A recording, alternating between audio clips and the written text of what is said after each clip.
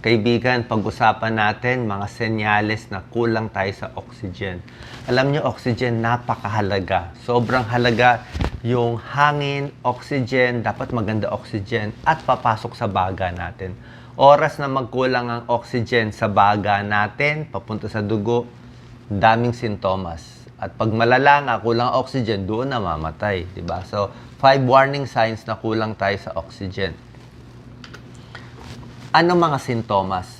Pag nahihirapan na talaga, pag kulang ka talaga sa oxygen, ito naramdaman, Doc Lisa. Shortness of breath, hindi talaga makahinga. Pwedeng nervous lang yan. Merong may nervous, pero pag kulang talaga ang oxygen mo sa dugo, hihirapan ka talaga huminga. Mabilis ang paghinga. Okay? Nahihilo, confused ka na kasi kulang na yung oxygen sa dugo eh. Pati sa utak eh, parang na malakas ang huni, wheezing, lalo na kung may hika ka. Ito pa mga sintomas, shortness of breath, rapid heartbeat, ang bilis na ng tibok ng puso. Pag kulang ka talaga sa oxygen, nako, magche-chest pain na yan. Kukulang na ng oxygen sa puso, pwede ma-heart attack. Confusion, hilo na. Restless, balisang-balisa na, naha-high blood, dizzy, at meron pa tinatawag na sense of euphoria. Parang, parang naha-high eh. Kulang sa oxygen, nahahay, kung ano na, nag-hallucinate na eh. Kasi delikado talaga. Oxygen pang pabuhay. Hangin, air is life. Ngayon, anong mga condition? Maraming conditions na pwedeng magpababa ng oxygen sa katawan. So, hahanapin natin. Pag low oxygen level, pwedeng kulang ang oxygen sa hangin. Okay? Mga high altitude, sobrang taas na lugar sa bundok.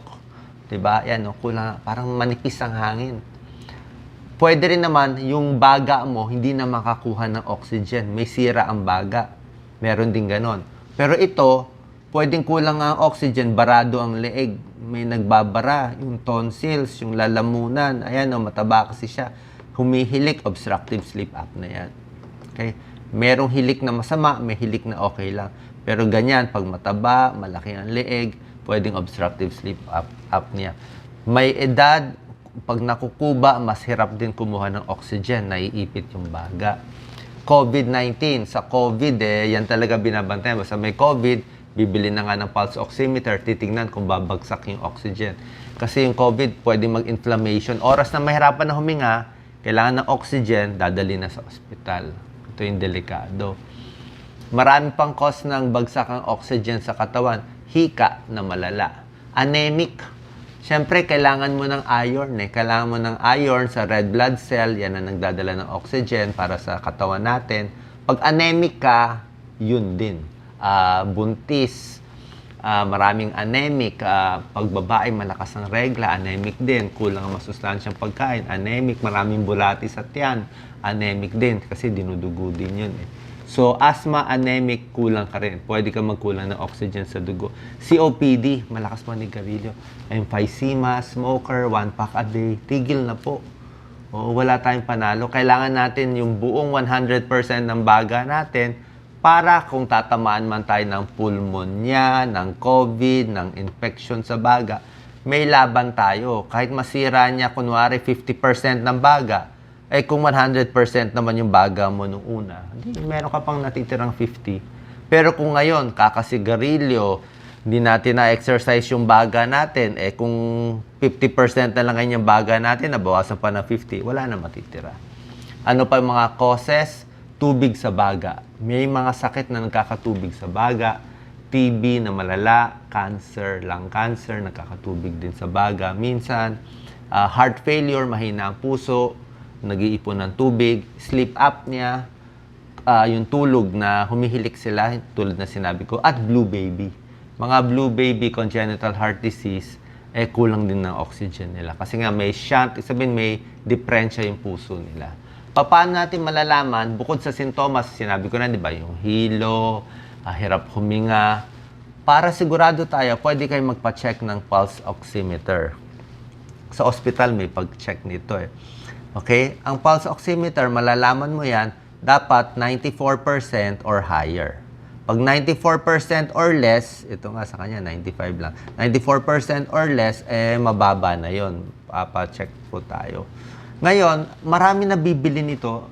Ang nabibili kong pulse oximeter, matagal na akong doktor. Yung mga 20 years ago, bili ko mga 12,000 each. Eh. Pero nakita ko very accurate. Ngayon ang mga binibenta, may mga 350 pesos lang. So, bumili din ako, parang hindi ganun kabilis compared dun sa mamahalin. Parang mas, kaya pili kayo ng magandang pulse oximeter. Ibig ko sabihin, kung mura yung nabili nyo at medyo mali, let's say, lumabas 98, pero hirap ka na huminga, dami ng plema. So, baka hindi accurate, ha? So, piliin nyo yung medyo okay.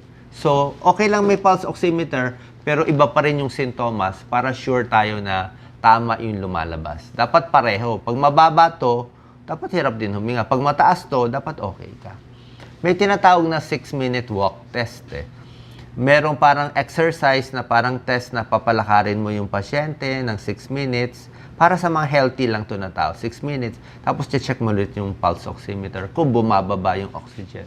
Parang, minsan kasi nakaupo lang tayo, okay, di ba? Maganda yung oxygen. Pero pag pinagod mo, makyat ka 2 palapag, sobrang hapo eh. So gusto mo ma-check kung gaano ba kalakas yung capacity ng baga mo pag napapagod konti. Gusto natin, kahit nag-exercise tayo, mataas pa rin ang oxygen. Ibig sabihin, condition kayo. Dapat condition.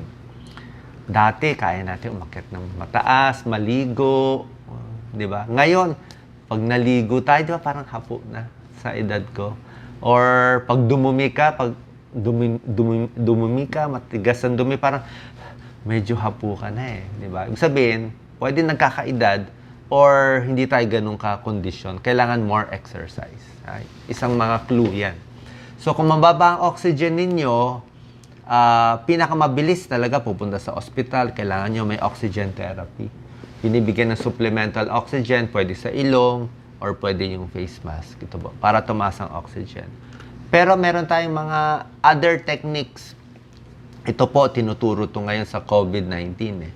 Sa COVID na nahihirapan huminga, ginagawa nila, pinapadapa ng mga pulmonologists, dapa ng mga 30 minutes to 1 hour, tapos minsan pa-side sa kanan, pa-side sa kaliwa. Kasi pag nakadapa o nakaside, medyo mas nakaka-expand ang lungs eh. Kasi pag dito nakaupo o nakaganyan, yung puso, minsan pati dito naiipit niya yung baga eh. Pero pag ganyan, mas nakaka-expand ng baga. More oxygen. Added techniques lang to. Pero kung wala naman tayong sakit, gusto lang natin palakasin ng baga, breathing exercise po ang pinakamaganda.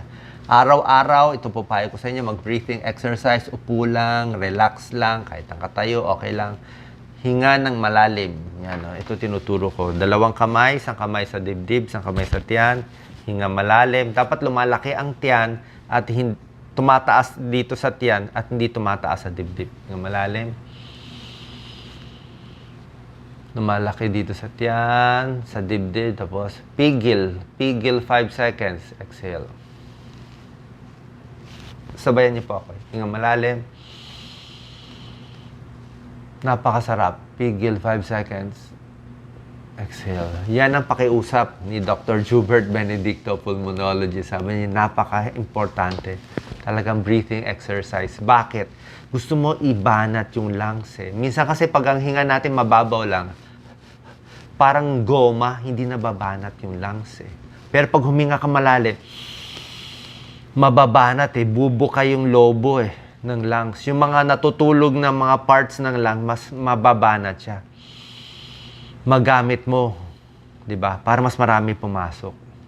Tapos pigil 5 seconds or more para ma-absorb yung oxygen. Hindi naman pwede hinga, labas agad. Hinga, labas. Sayang eh. Hinga, pigil, tapos pag-exhale, dahan-dahan lang, slowly. Pag hinga, gamitin ng ilong. Pag walang sipon, allergic rhinitis, ilong mas maganda. Nasal breathing, more oxygen sa katawan, merong nitrous oxide. May separate video ako doon. Tapos, pampataas pa ng oxygen, breathing exercise. Ito po, talagang exercise. Yan o, galaw. Yan o.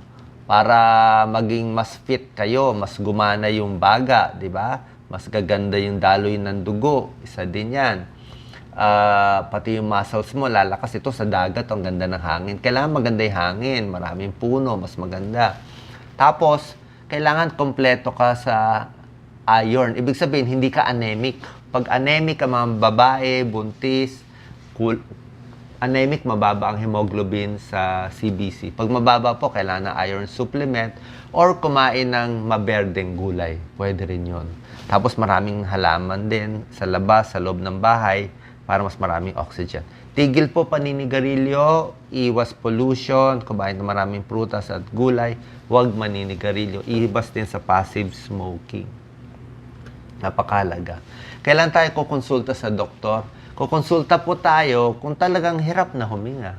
Lalo na nakapahinga ka lang, hingal na, ibig sabihin, kulang na talaga. Or kahit pag napagod, tapos hiningal, baka meron na konting diferensya, pa-check na tayo. Pag ang pulse oximeter, nakita yung oxygenation level nyo, 94%, okay pa to. Pag 93 na pababa, pa-check na tayo. Or kung may sintomas po kayo. At ito po, bilang internist and cardiologist, ito nakikita ko na minsan walang sintomas, okay ang laboratory, lahat normal. Pero kung ang pakiramdam ng pasyente may diferensya siya, kung pakiramdam ng pasyente parang balisa siya na something is wrong sa body niya, marami kasing sakit, walang sintomas. Kung feeling niya parang may instinct siya na parang meron siyang may diferensya, pa-check po tayo. Diba? Wala namang masama eh. Baka wala lang, pero baka may makita, lalo na pa nagkakaedad tayo. Siyempre, maraming sakit na dumarating.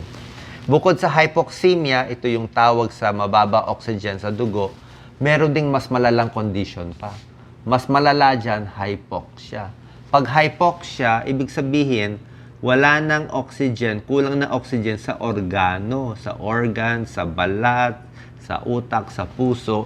Dito, papunta na to. Dito po yung malapit ng pumanaw yung pasyente. Blue na. Sobra hirap huminga.